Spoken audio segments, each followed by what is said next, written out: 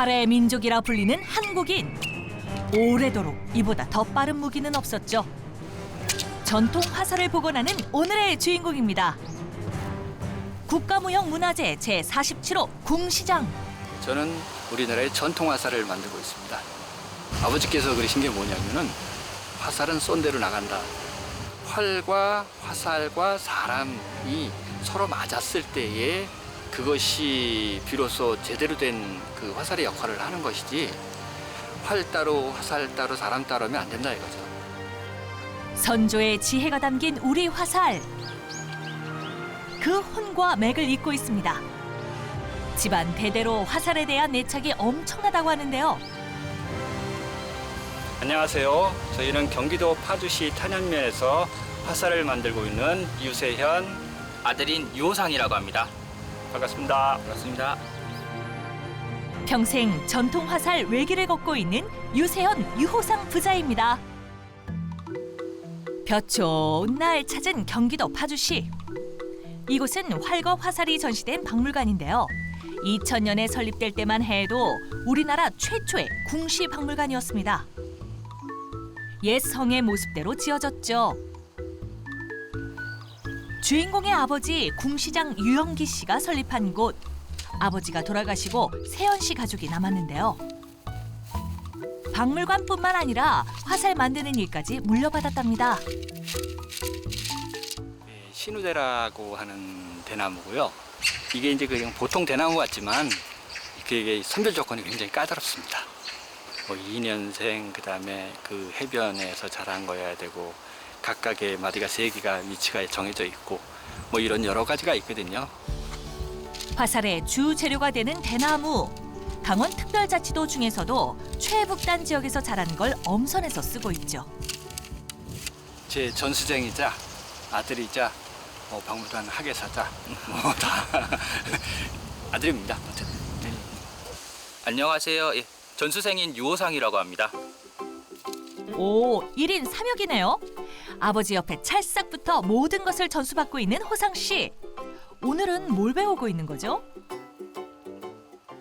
대나무가 어쨌든 바싹 말라야, 그리고 이 돼지 이게 축축해지고 뭐 이렇게 습기를 많이 먹게 되면 혹시 또 뭐 조미라든지 뭐 이런 것들도 있을 수 있고. 옛 선조들이 대나무를 관리하던 방식이랍니다.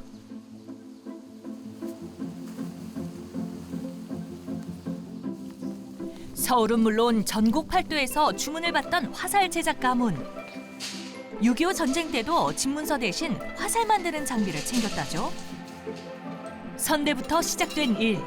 화살 제작의 역사는 한참 거슬러 올라갑니다.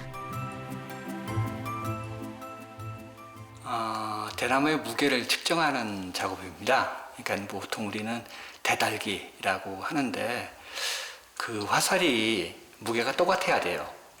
원칙적으로는 한 푼 0.375g 정도의 이 차이만 허용을 하거든요.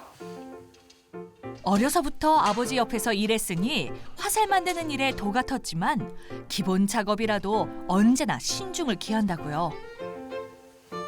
54, 53, 54, 54.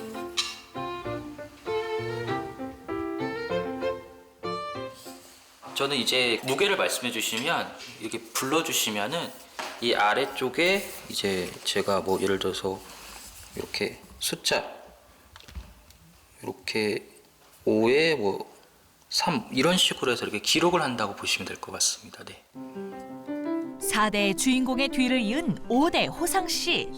그 섬세함마저 아버지를 빼닮았다죠. 대달기 작업이 끝나면 본격적으로 화살을 만들기 시작합니다.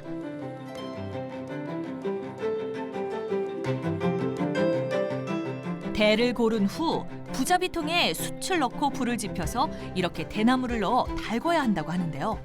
대를 잡는다, 불로 잡는다. 그래서 대잡이, 부잡이 뭐 이렇게 얘기를 하는데, 대는 대나무에 들어가면 굉장히 부드러워집니다.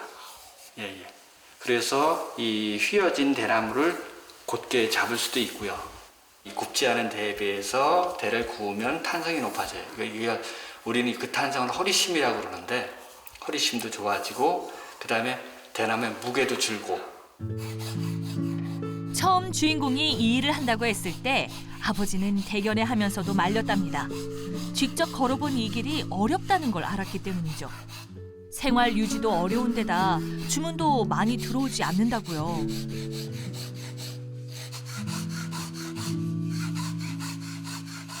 아버지가 이제 그때는 제주도나 뭐 이런 쪽으로다가 이 대나무를 하러 가셨어요.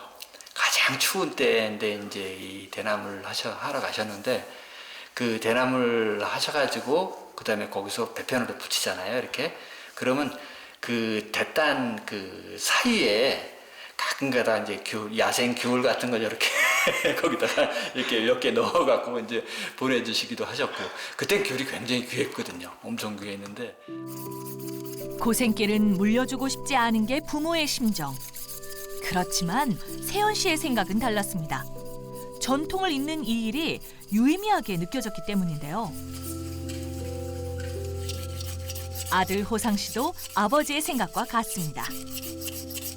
이게 대대로 이어진 거고 또 이 화살을 만드는 것 자체가 아무래도 성취하는 게 굉장히 또 개인적으로도 굉장히 뭐라고 할까요? 그 보람찬 일이라고 생각하기 때문에 계속 제가 해야 할 일이라고 생각합니다.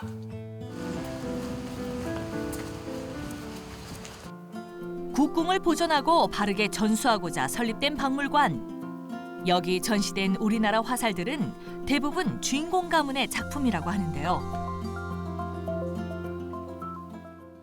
신기전이라고 쏘면 로켓으로 날아가는 화살들이 있습니다. 그거 하느라고 뭐 군부대 같은 데 가서 같이 한번 자기도 했고요. 그다음에 뭐 특허종 앞에서 같이 쏘기도 하고.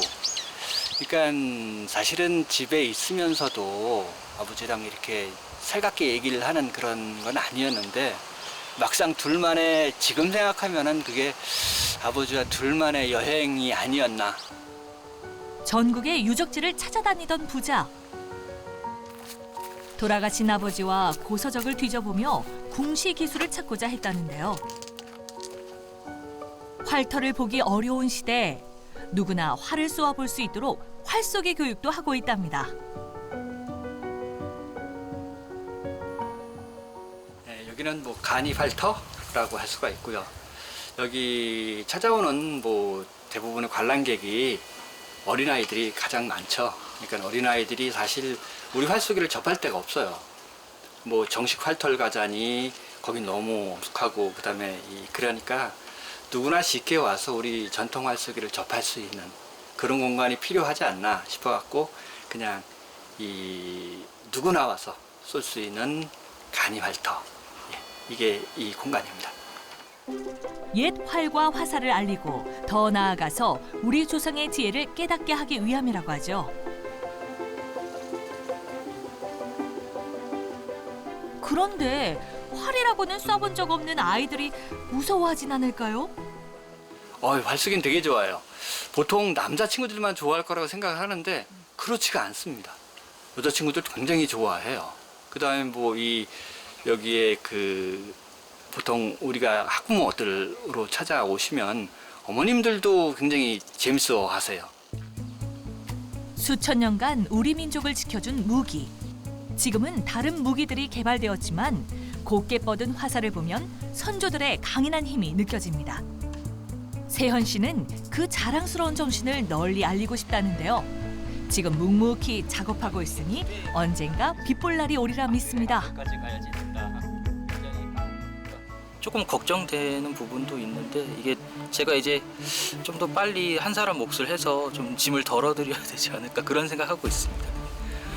우리나라의 활쏘기의 다양화 이런 걸 좀 원하고 있거든요. 그러니까 지금 획일된 한 개의 화살로 한 가지 방식으로만 활쏘기가 진행되고 있는데 옛날에 비해서 이게 훨씬 빈약한 거예요. 남들은 뭐 없는 것도 이 전통도 어떻게 좀 하려고 하는데 그래서 그 효신이 편전이니 박두니 이런 화살들이 활터에서 좀 자유롭게 쓰이는 그다음에 굉장히 많이 일반화되는 그것이 저의 꿈이긴 합니다. 채연 씨는 고요히 화살을 만들 때면 국가무형문화재 궁시장 보유자로 인정받던 그날이 떠오른다는데요. 전통 화살에 깃든 우리 문화를 살리겠다는 그때의 다짐, 아직 가슴에 뜨겁게 자리하고 있습니다.